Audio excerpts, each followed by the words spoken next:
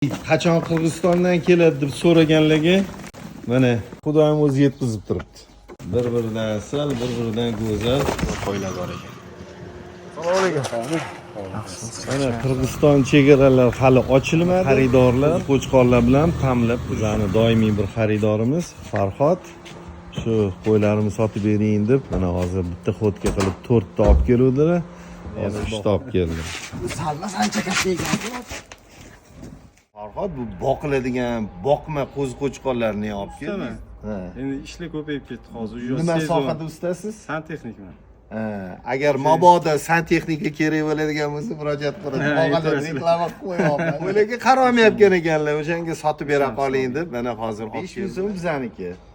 Qolgani sizniki. Bo'ldi, okey. Shu ham puli. Qo'chqorchalari tarozga olib chiqib vaznini bilib olamiz. Ana tarozi biladi bular. 7 tasi birgalikda 470 kilo ekanda. Ularni tarozdan chiqazdik. Ana qachon Qirg'izistondan keladi deb so'raganligi mana bir-biridan asal, bir-biridan go'zal keseli. O'tgan yili 24-yili qo'ziladi. Obuna va izoh qoldirib, yuksalishimizga hissa qo'shing.